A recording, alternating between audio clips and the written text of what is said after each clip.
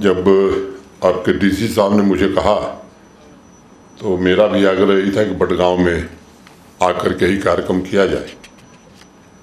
तो डीसी साहब ने कहा नहीं साहब, बडगांव के लोग चाहते हैं कि राजभवन में ही चाय का इंतजाम। तो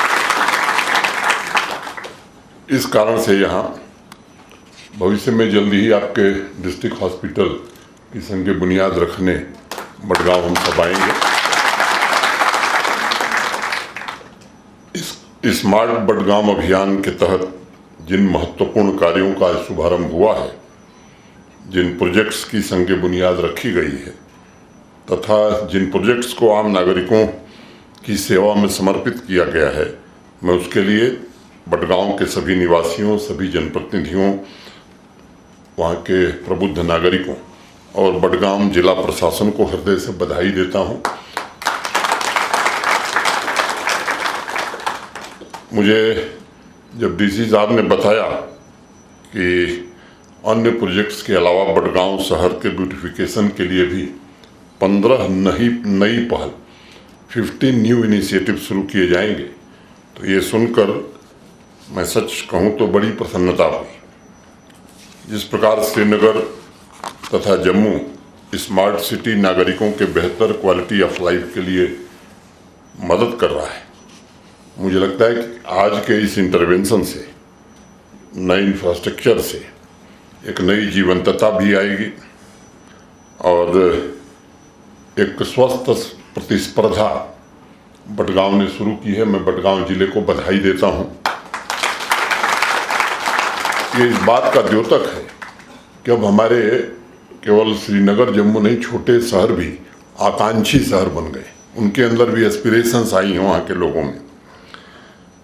बड़ा बजट न होने के बावजूद अपने मौजूदा रिसोर्सेस से ऐसी पहल ताकि शहर स्मार्ट भी हो, जीवंत भी हो, आपसी सहयोग से नागरिकों की क्वालिटी ऑफ लिविंग बेहतर हो सके।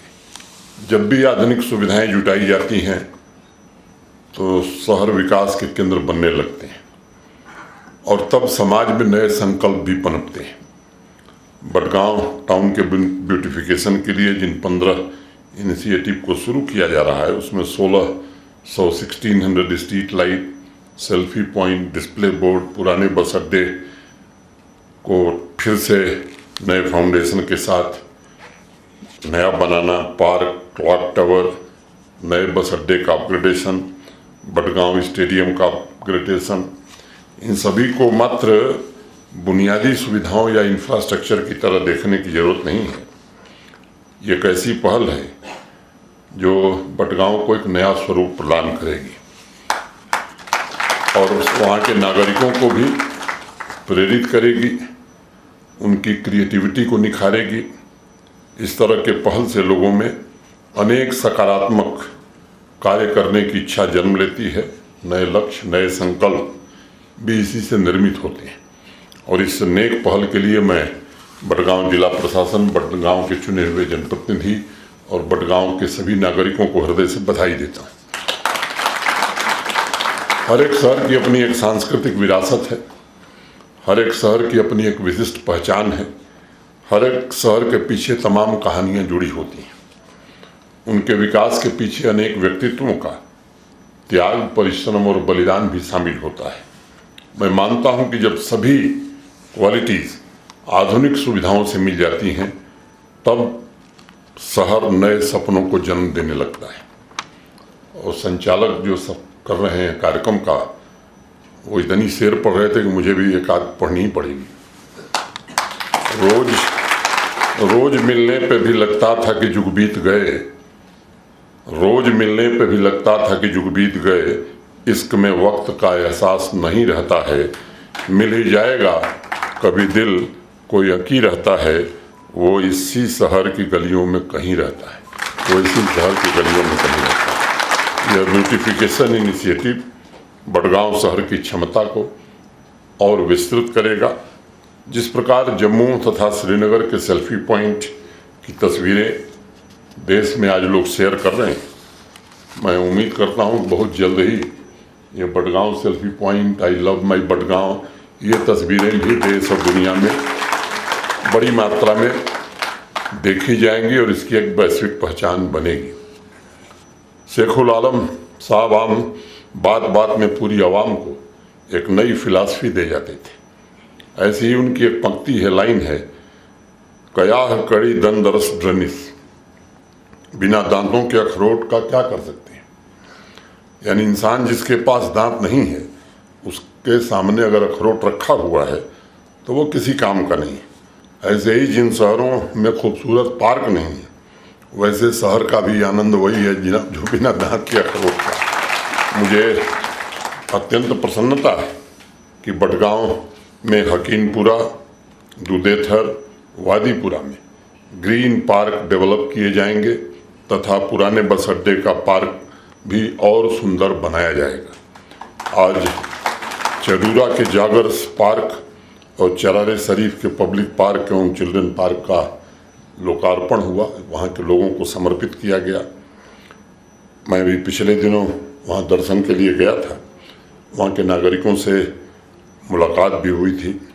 सबने एक स्वर से मांग रखी थी कि जल्दी से जल्दी इस काम को पूरा किया जाए। मैं बधाई देता हूँ डिस्ट्रिक्ट एडमिनिस्ट्रेशन को और उस काम से जुड़े सभी लोगों को। मैं सोच रहा था कि सितंबर 15 के बाद पूछूंगा, लेकिन उसके पहले ही उसका उद्घाटन हो गया। जिन 6 प्रोजेक्ट्स का शिलान्यास हुआ है, मैं पूरी तरह से आश्वस्त हूँ ये प्रोजेक्ट भी समय सीमा के भीतर पूरे करके जनता को सुपुर्द किए जाएंगे। मुझे प्रसन्नता है कि आज आध्यात्मिक चेतना, गंभीर चिंतन एवं उन्मुक्त साधना के प्रतीक आचार्य अभिनव गुप्त जी की बीरवा की गुफा के लिए बेहतर एक्सेस के इंफ्रास्ट्रक्चर तथा आध्यात्मिक ऊर्जा के प्रतीक उस स्थल के सौंदर्यीकरण, ब्यूटिफिकेशन वर्क्स का भी काम हुआ है। यह न सिर्फ बीरवा के आध्यात्मिक पुनरुत्थान, बौद्धिक चेतना एवं आध्यात्मिक संस्कार का नया जागरण है, बल्कि यह कदम बीरवा को जम्मू कश्मीर ही नहीं पूरे देश में टूरिज्म के नक्शे पर बहुत बड़े पैमाने में स्थापित करेगा। जिन स्थानीय लोगों को रोजगार के अवसर प्राप्त होंगे इससे, और बीरवा की लोकल इकॉनमी भी टूरिस्ट फुटफॉल से और मजबूत होगी। जून में मैं बीरवा गया था, वहाँ के नागरिकों से मिलने का अवसर मिला था। उन लोगों ने 2-3 बातें वहाँ मुख्य रूप से उठाई थी, और government higher secondary school, water supply scheme, मैं समझता हूँ कि वो काम भी प्रारंभ कर दिया है जिला प्रशासन ने, ताकि बुनियादी ढांचे के जो मूल तत्व हैं, क्वालिटी ऑफ लाइफ और नागरिक केंद्रित सेवाओं द्वारा बीरवा की नई पहचान निश्चित रूप से स्थापित होगी और समाज के सभी वर्गों की आकांक्षाएं भी पूरी होंगी। आप एक पहाड़ी राज्य और है उत्तराखंड, वहाँ एक समाजशास्त्री थे पूरनचंद जोशी। उनकी एक कविता जो मुझे बहुत पसंद है, जन को जानो, जन को पहचानो, जन के द्वारा ही खुद को भी जानो, जन के साथ तपो और नौ नौ स्वप्न रचो। यही सोच, यही भाव आज हमारे कार्यों में भी आज जो काम शुरू हुए हैं उसमें रिफ्लेक्ट हो रहा है। मुझे विश्वास है कि आम जनता से संवाद स्थापित करके, आम जनता की भावनाओं और ज़रूरतों को समझ करके जिन विकास कार्यों को आप फोकस किया है आप लोगों ने, मैं मानता हूं कि निश्चित रूप से उससे बडगांव एक नए ऊंचाई पर पहुंचेगा। मेहता जी अभी बता रहे थे कि काम करने की हमारी रफ्तार भी बढ़ी है, 10 गुना रफ्तार तेज हो गई है। 19-20 में 9,229 प्रोजेक्ट पूरे होते थे, अभी 92,500 से ज़्यादा प्रोजेक्ट पूरे हुए। और सच कहा मेहता जी ने कि सोच बदलती है तो व्यवस्था बदलती है। ये कोशिश हुई है कि ज़रूरतों के मुताबिक लोगों के विकास हो और विकास का फ़ायदा हर वर्ग को मिले। भारत के आदरणीय प्रधानमंत्री जी जो बात कहते हैं, सबका साथ, सबका विकास, सबका विश्वास और सबका प्रयास, तो सबका प्रयास होगा तभी विकास होगा। इस मूल मंत्र को अगर आधार बना करके हम सब आगे बढ़ेंगे तो सामाजिक आर्थिक विकास निश्चित रूप से होगा। प्रभावी योजनाओं पर आप सब काम कर रहे हैं, जिसमें हर एक वर्ग शहर और गांव के जुड़ रहे हैं।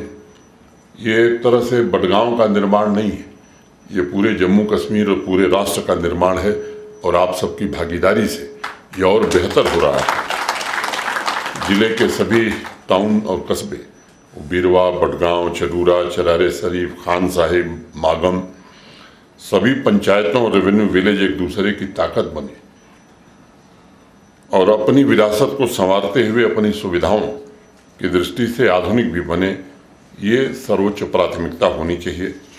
इसके साथ मैं अपने सभी भाइयों बहनों से भी एक निवेदन करना चाहता हूँ कि आपके मन में तरक्की का भाव, शांति, आपसी भाईचारे का भाव जितना प्रबल होगा, मैं समझता हूँ विकास के काम भी उतनी तेज गति से होंगे। यही भावना हमें सुशासन की तरफ ले जा सकती है और विकास को समाज का एकमात्र उद्देश्य बनाने में मदद भी कर सकती है। लंबे समय तक यहाँ एक बड़ा तबका है जो विकास विरोधी है और मुझे लगता है कि अब समय आ गया है कि जम्मू कश्मीर के नागरिक इन चेहरों को जरूर पहचाने। बेबुनियाद की बातें, भावनात्मक सवाल छोड़ करके लोगों को गुमराह करने की कोशिश लंबे समय तक हुई है। अभी पिछले दिनों एक फैसला हम लोगों ने किया, जब प्रधानमंत्री आवास योजना के लिए घर आए भारत सरकार से, तो निजी तौर पर कई लोग मिलने आए, जम्मू में भी, श्रीनगर में भी, कि साहब हमारा नाम तो उस लिस्ट में है, हम एलिजिबल हैं प्रधानमंत्री आवास योजना के, लेकिन हमारे पास जमीन नहीं है। सोच समझ करके फैसला लिया गया कि जो लोग एलिजिबल हैं उनके पास जमीन नहीं है तो उन्हें सरकारी जमीन दी जाएगी। अब इस फैसले पर भी राजनीति हो रही, मुझे समझ में नहीं आता। अभी आप लोग उस दिन थे, 3 दिन पहले पूरे जम्मू कश्मीर के और देश के कई राज्यों के चुने हुए प्रतिनिधि आए थे। गुड गवर्नेंस पर एक 2 दिवसीय वर्कशॉप हुई थी। सभी डीडीसी चेयरमैन थे हमारे कश्मीर डिवीज़न के, तमाम बीडीसी के चेयरमैन, सरपंच थे। मैंने पूछा कि भाई आप लोग यहाँ हैं, आप बताइए आपके ज़िले में किसी एक व्यक्ति को जो जम्मू कश्मीर का नहीं रहने वाला है उसको आवास मिला है, उसको ज़मीन मिली है? सबने एक स्वर से कहा कि नहीं साहब, किसी को नहीं मिला है। अब ये समझने की ज़रूरत है कि ये कौन लोग हैं। गरीब को ज़मीन दी जाएगी तो आपको दर्द होगा, और आपके इर्द गिर्द घूमने वाले लोग पूरी सरकारी ज़मीनों पर कब्जा लेंगे तो आप कहेंगे कि बहुत विकास हो रहा है, बहुत अच्छा हो रहा है। मैं समझता हूँ ये व्यवस्था 5 अगस्त 2019 को समाप्त हो गई और ये व्यवस्था अब कभी भी जम्मू कश्मीर में लागू नहीं होगी अगर जनता तय कर लेगी। मैं ये आपसे, ऐसे तत्व शांति में भी बाधक हैं, विकास में भी बाधक हैं, और आने वाली नस्लें मुझे लगता है कि इसको याद करेंगे। हमारे नौजवान बच्चे शायद नहीं देखें, लेकिन जो लोग वरिष्ठ लोग हैं वो सब जानते हैं कितने बेगुनाह लोगों का खून बह गया इस धरती पर। मुझे लगता है कि उससे जम्मू कश्मीर अब बाहर निकल रहा है, और जब पूरी आवाम इससे जुड़ेगी तो मैं यकीनी तौर पर ये बात कह सकता हूँ कि वो इतिहास की बात हो जाएगी।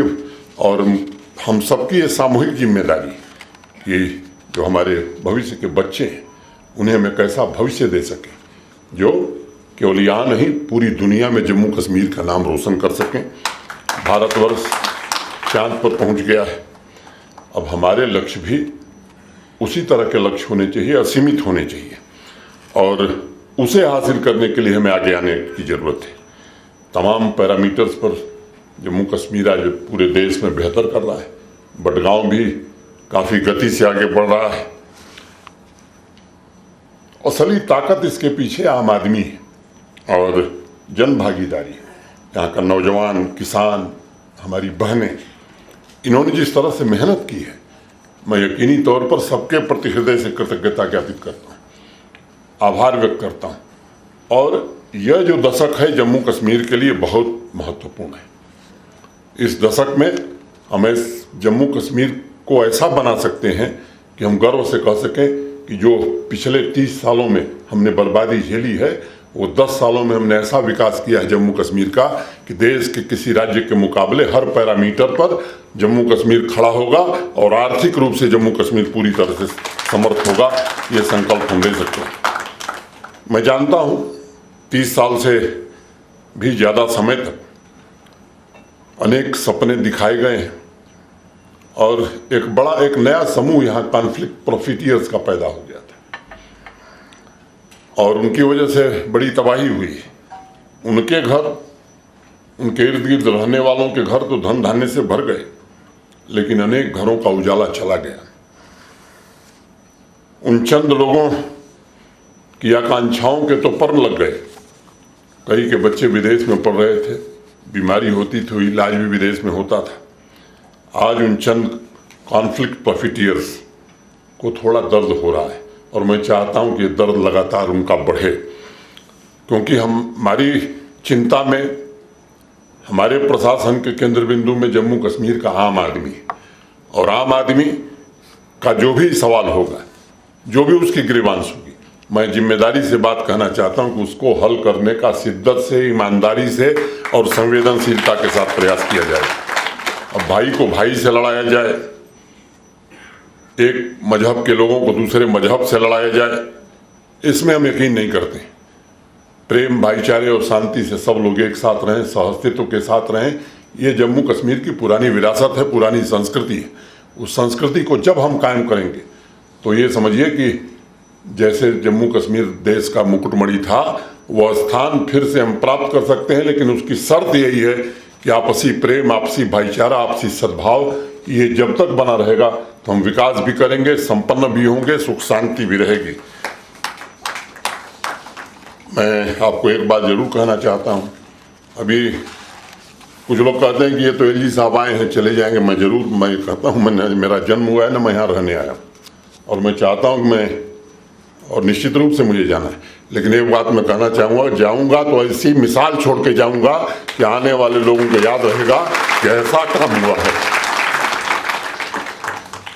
पूरी शक्ति, पूरी सामर्थ्य और ईमानदारी से यहाँ के आवाम की भलाई हो, यहाँ का नौजवान एक बेहतर भविष्य ले सके, यहाँ की बहनें, हमारी बच्चियाँ खुली हवा में सांस ले सकें, सम्मान से जी सकें, इसकी हर कोशिश की जाएगी।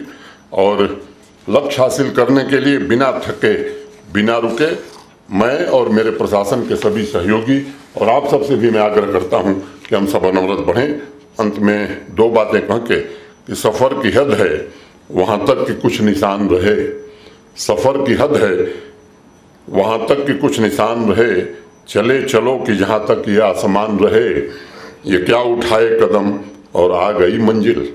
मज़ा तो तब है कि पैरों में कुछ थकान रहे, मज़ा तो तब है कि पैरों में कुछ थकान रहे। बहुत बहुत धन्यवाद।